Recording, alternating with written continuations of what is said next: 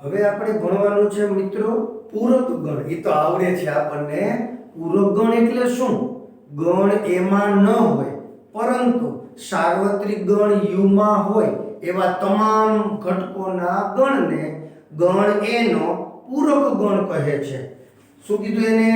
ગણ એમાં ન હોય પરંતુ સાર્વત્રિક ગણ યુમાં હોય તેવા તમામ ઘટકોના ગણને ગણ એનો પૂરક ગણ કહે છે, જેને એ ડેશ વડે દર્શાવાય. એ ડેશ. હવે આપણને ખબર પડી ગઈ દીકરાઓ, એ ડેશ એટલે શું? તો કે x કે જ્યાં x એવા ઘટકો કે x belongs to u પરંતુ x is not belongs to a. એમાં ના હોય અને સાર્વત્રિક ગણ u માં હોય. ફરીથી, એમાં ન હોય અને સાર્વત્રિક ગણ u માં હોય તો હવે a ડેશ બરાબર શું કહેવાય દીકરાઓ ખબર? a ડેશ બરાબર u minus a. u minus a આવી રીતે દર્શાવાય દીકરાઓ. a dash u minus a. u એટલે સાર્વત્રિક ગણ, એમાંથી આ a બાદ. હવે તમને ખ્યાલ હોવો જોઈએ દીકરાઓ, આપણે વેન આકૃતિ વડે દર્શાવીએ ને દીકરાઓ તો આને u કહેવાય. આપણા માટે a છે, આ ગણ a. તો a ડેશ એટલે શું ખબર દીકરાઓ? a ડેશ એટલે આ બધા ઘટકો, આ બહારના ઘટકો દીકરાઓ. a ડેશ એટલે હવે સમજાઈ ગયું તમને કે હા સાહેબ આ બધા જે બહારના ઘટકો છે ને એને શું કહેવાય? a dash. જો આ a ડેશ. ક્લિયર? એટલે u minus a. જો આમ પણ લખાય. હવે આપણે પૂરક ક્રિયાના ગુણધર્મ ભણ્યા છીએ. a યોગ a ડેશ. જો આ a છે અને આ a ડેશ છે, આ જે છે ને દીકરાઓ એને a ડેશ કહેવાય. તો a અને a ડેશ એ બંનેનો યોગ લઈ તો મને કે તો સાર્વત્રિક ગણ બની જાય. હા, અને બંનેનો છેદ લઈ તો ખાલી ગણ. ખાસ ધ્યાન દેજો. એટલે a અને a ડેશ ઈ પૂરક ગણ છે બાળકો. પૂરક ગણ છે. શું છે? પૂરક ગણ. હવે ખ્યાલ આવી ગયો? હવે ધ્યાન દ્યો. મન પડે એમ જવાબ આપો માં. મને એમ કે સાહેબ બોલે એમ બધું ગણ નાખવાનું. એલા a છેદ a ડેશ એ ખાલી ગણ હોય તો બેયને અલગ ગણ કહેવાય. મન કે હા હવે બરાબર. તો બધું ધ્યાન ક્યાં હતું તમારું વાલા? ચાલો ચાલો. a છેદ a ડેશ તો ખાલી ગણ. અહીંયા આવો. દ મોર્ગનના નિયમો. દ મોર્ગન, હા એના નિયમો. a યોગ b નો ડેશ. ડેશ આને મળે, આને મળે એટલે છેદ થઈ જાય અને આને મળે. હાલો હાલો, આ ડેશ આને મળે, આને મળશે એટલે યોગ થઈ જશે અને આવું થાય. a ડેશ યોગ b ડેશ. શીખી જાય. હવે a ડેશ નો a ડેશ બરાબર a. ક્લિયર દીકરાઓ? એકદમ સરળ છે. અને ક્યાં કહેવાય તો કે પૂરક ક્રિયાના ગુણધર્મો. હવે આપણે એક વિભાજનનો નિયમ ખાલી ભણી લઈએ. યોગનું છેદ પર વિભાજન ને એ બધું પછી સીધું સ્વાધ્યાય હો. યોગનું છેદ પર વિભાજન. હા, શું કરવાનું? a યોગ b છેદ c. હા, આવું થાય. તો a યોગ b પછી આ છેદની નિશાની a યોગ c આવું થાય. ક્લિયર? તો કે હા સર. હવે આપણે લેવાનું છે છેદનું યોગ પર વિભાજન. છેદનું a છેદ b યોગ c. a છેદ b યોગ a છેદ c. ક્લિયર? સમજાઈ ગયું? તો કે હા સાહેબ. આને કહેશું છેદનો યોગ પર વિભાજન. આને કહેશું યોગનું છેદ પર વિભાજન. આવડી જાય? ચાલો આટલું તમે લખી નાખો દીકરાઓ. એટલે આપણે શું કરશું તો કે આના પછીનું 1.5 ચેપ્ટર શરૂ કરીએ. ચાલો દીકરાઓ, આની અંદર આપણે પૂરક ગણ મેળવવાનો છે. પૂરક ગણ આવડે છે, હમણાં શીખીને આવ્યા દીકરાઓ. u બરાબર શું છે ખબર? રકમ છે 1 2 3 4 એમ કરતા કરતા 9 સુધી. a એટલે 1 2 3 4. b એટલે 2 4 6 8 આપ્યા છે. c એટલે 3 4 5 6. હવે આપણે શું કરવાનું ખબર દીકરો? પહેલો દાખલો શું પૂછ્યો છે આપણને? a dash. a dash. હા, a ડેશ એટલે u માઈનસ આ તો ખાલી પહેલી જ વાર લખી દઉં છું હો. પછી કઈ લખવાનું જ નહીં, ડાયરેક્ટ જવાબ લખી નાખવાનો. u એટલે 1 2 3 એમ 9 સુધી માઈનસ 1 2 3 4. તો આપણને શું મળ્યું દીકરા? 1 2 3 4. હા, આ એ ગણ છે. હવે એમાં ઘટ્યા કેટલા? આ u માંથી ઘટે કેટલા? આમાં 4 સુધી છે એટલે આ 5 6 7 8 9 ઘટે છે. 5 6 7 8 9 આ એનો એડ્રેસ બની ગયો દીકરાઓ. હવે એવી જ રીતે b ડેશ અહીંથી તમને મળી જાય. હા, 2 4 6 8 શું મળે? 1 3 5 7 9. આ કેના? મને કે હા સાહેબ. ક્લિયર? સમજાઈ ગયું? આમાં અઘરું કઈ છે નહીં. હવે a યોગ c નો ડેશ, a યોગ c એનો ડેશ. હાલો, a યોગ c નો ડેશ એટલે શું? a યોગ c. પહેલા સૌથી પહેલા દીકરાઓ કાઉન્સ મેળવી લેવાનો. હા, ડેશ નહીં. મને કે આમાં દ મોર્ગન નો નિયમ વાપરીએ તો ચાલે. a ડેશ છેદ c ડેશ, પણ એ ધંધો અત્યારે કરવાનો નથી. એવી રીતે દ મોર્ગન નહીં વાપરવાનો.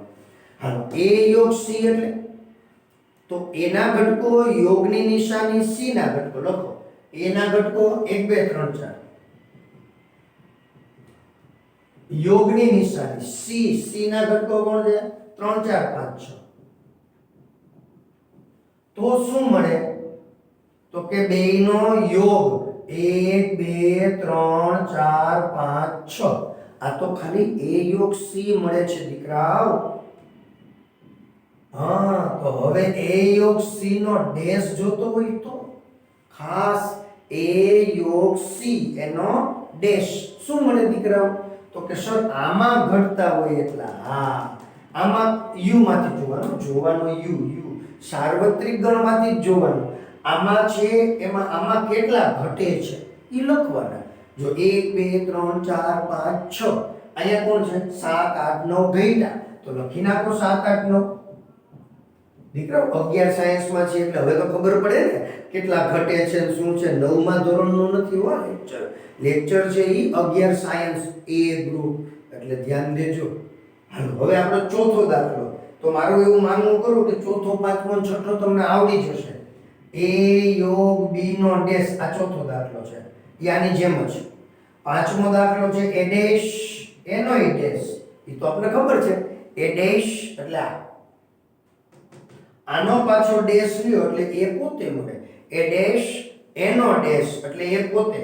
અને હવે આપણી પાસે b c છઠ્ઠો દાખલો.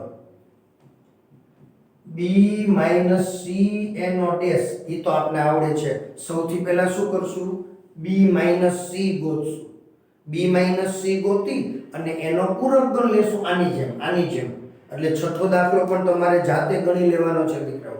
ચાલો આનો સ્ક્રીનશોટ લઈ લ્યો. આ તો એકદમ સહેલો દાખલો. u બરાબર a b c d e f g h. બોલો આટલા ઘટકો છે તો નીચેના ગણના પૂરક ગણ. એકદમ સહેલું દીકરા, વાત તો સાવ સહેલું છે. હા, a. હવે આનો પૂરક ગણ શું થાય? a dash. તો આપણે ખાલી લખીએ કે a ડેશ બરાબર u માઈનસ a. હા, ખાલી એક જ વાર લખી દઉં છું. બધા દાખલા તમારે આવું ન કરવું પડે દીકરા. a b c d e f g h minus a b c આવું દરેક દાખલામાં તમારે કરવાનું નથી, ડાયરેક્ટ જવાબ આપી દેવાનો. હાલો, હવે આમાં શું છે? a b c અહીંયા છે. હવે એમાં ઘટે કેટલા? આમાંથી ઘટ્યા કેટલા? તો સીધું d e f g h. બસ પૂરું થઈ ગયું દીકરા. જે ઘટે છે એટલા લખવાના. હા, મને આવડે. એ કે સર મને પણ આવડે છે, આ તો સહેલું છે. મેં કીધું તો આખું સ્વાધ્યાય સહેલું છે દીકરાઓ.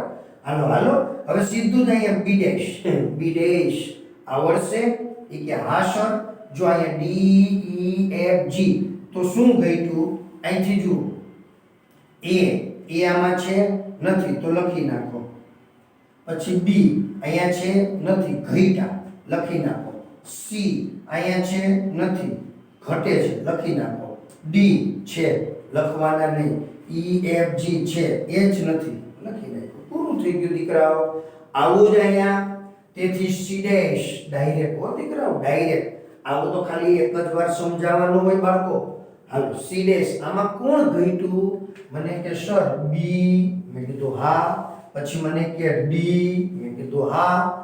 પછી જી, મેં કીધું ના, એફ ઘટે અને એચ. જુઓ જી, એટલે થઈ ગયું A B C D E F G H, એટલે યુ એમ થઈ જવું જોઈએ હો. હાલો હાલો અહીંયા ડી ડેશ. શું ઘટે છે?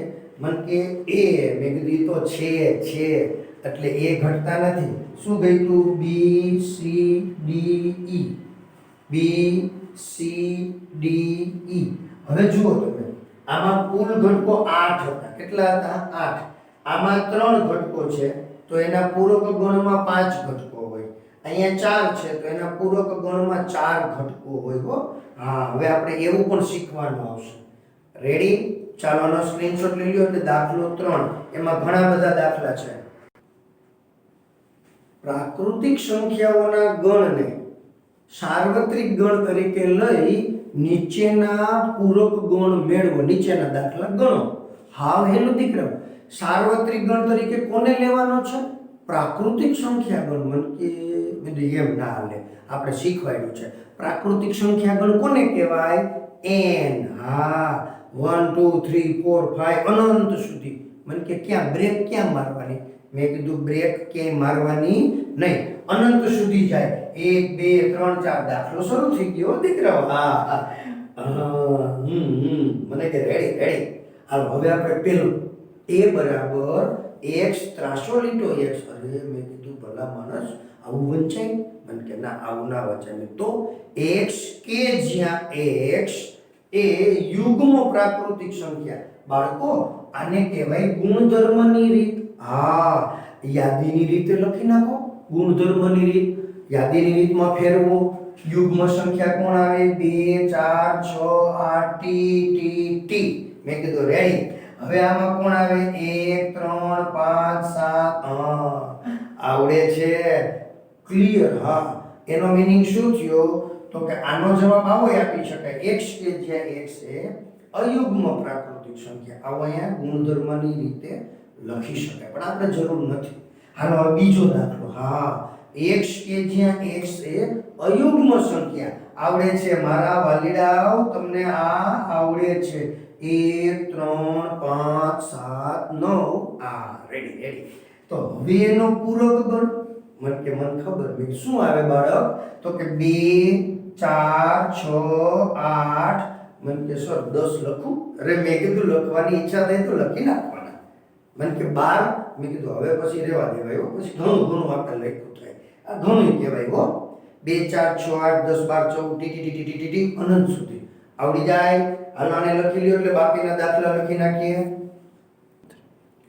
અહીંયા શું કહે છે? જો આપણે જે દાખલા આપ્યા છે ને એમાં આવા ગણના નામ નથી આપ્યા. a b c d એવા નથી આપ્યા, આપણે જાતે લઈ લીધા છે. એટલે આ ત્રીજા ગણમાં આપણે શું કીધું? x કે જ્યાં x એ 3 નો ગુણિત. એટલે તમને ખબર દીકરાઓ 3 નો ગુણિત એટલે 3 નો પાડો. મને કે આ ધન ગુણિત લખ્યું છે. મેં કીધું સરસ. એટલે આપણે 3 6 9 12 આમ ચાલ્યું. આ શું મળ્યું? તો કે c. તેથી c ડેશ એટલે શું? 1 2. હા. પછી તો કે 4 5 6 નહીં આવે, 7 8 વળી પાછો 9 નહીં આવે. આમ ચાલ્યું છે. ખ્યાલ આવે છે? મગજમાં આવ્યું? તો કે હા, આમ લખાય. અથવા c ડેશ બરાબર x કે જ્યાં x, સાંભળજો ખાસ, એ 3 નો ગુણિત નથી. લ્યો આ જવાબ. આમ લખાય. આ ગુણધર્મની રીત છે. 3 નો ધન ગુણિત નથી એવું લખજો એટલે ચાલશે. હવે અહીંયા મજા આવી. અવિભાજ્ય. હવે અવિભાજ્ય સંખ્યા કેને કહેવાય? તો કે એ તો સર અનંત સુધી જતી હોય, પણ આ આપણે છેલ્લે સુધી પહોંચી શકાય નહીં. હવે આપણે અહીંયા d બરાબર, જો એકડો છે ને, એકડો ઈ કેવો છે? મને કે ઈ તટસ્થ છે. એકડો છે એ વિભાજ્ય નથી અને અવિભાજ્ય નથી, એટલે આપણે અહીંયા અવિભાજ્ય સંખ્યા ક્યાંથી શરૂ થાય? 2 3 5 7 11 આવી રીતે થાય. તો આપણે અહીંયા ડીડેશમાં કોણ આવે ખબર? 1 પછી 4 6 8 10 12 14 15 આ બધું આવે.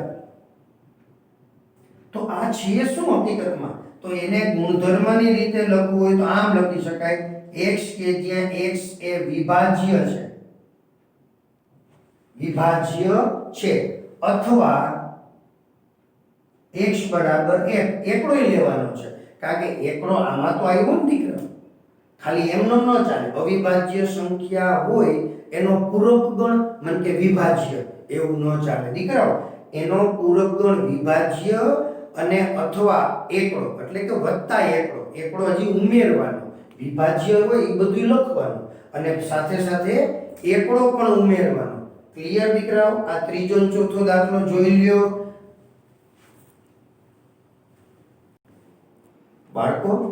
x કે જે x એ 3 અને 5 વડે વિભાજ્ય હોય. હા, 3 અને 5 વડે વિભાજ્ય હોય. ક્લિયર? હવે 3 વડે વિભાજ્ય હોવી જોઈએ અને 5 વડે વિભાજ્ય એવી કઈ સંખ્યા હોય? અહીંયા અથવા શબ્દ નથી હો, ખાસ. એટલે 3 અને 5 વડે વિભાજ્ય હોય. 3 અને 5 વડે. તો હવે ઈ' શું મળશે? સાવ સહેલું, આમ નામ દીકરા. x કે જ્યાં x એ 3 અથવા જો અહીંયા ખાસ 5 વડે વિભાજ્ય નથી.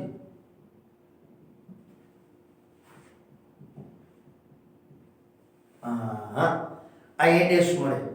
અહીંયા અને હોય ને એનું અથવા થઈ જાય. એ આપણે તર્કમાં ભણશું ગાણિતીય તર્ક નામનું ચેપ્ટર આવશે ને ત્યારે આ શીખી લેશું દીકરાઓ. હવે આપણે અહીંયા શું કરવાનું છે દીકરાઓ? જુઓ, x કે જ્યાં x એ પૂર્ણ વર્ગ તો આવડે, હાવ સહેલું. x કે જ્યાં x એ પૂર્ણ વર્ગ સંખ્યા નથી એટલે તો મજા આવી દીકરાઓ. પૂર્ણ વર્ગ સંખ્યા નથી. હાલો અહીંયા એ એવું જ છે, ઈ તો તમને આવડે ને. જીનેશ શું થાય? તો કે x કે જ્યાં x એ પૂર્ણ ઘન સંખ્યા નથી. ક્લિયર બાળકો? હવે આપણે જે ભણવાનું છે ને એ જોઈ લો. એટલે પહેલાને લખી નાખો. x શું કે છે? x કે જ્યાં x + 5 = 8. હવે સાંભળો દીકરાઓ, x + 5 = 8. આનો મીનિંગ શું થયો? તો કે આ 5 આ બાજુ આવે એટલે અહીંથી આપણે જવાબ મેળવવાનો છે કે ભાઈ અહીંયા તમે શું મૂકો તો આ સાચું થાય? તો કે 3 આવશે. શા માટે? 8 - 5 તો જવાબ શું આવ્યો? 3. અહીંયા 3 આવશે. તેથી h બરાબર કોણ આવ્યું? 3. ક્લિયર દીકરાઓ? તેથી h' હવે 3 સિવાયનું બધું. હા, 3 સિવાયનું એટલે x કે જ્યાં x belongs to n x બરાબર નથી 3. લ્યો આમ લખવાનું. એટલે 1 2 3 4 બધું સાચું પણ તગડો નથી લખવાનું. લ્યો આ જવાબ. આ ખાસ ધ્યાન દેજો, આ સાદુરૂપ બહુ જરૂરી છે બાળકો. હવે આપણે નવું શીખવાનું. આવું જ. હા, આના જેવું જ. 2x + 5 = 9. તો સૌથી પહેલા તો શું થાય?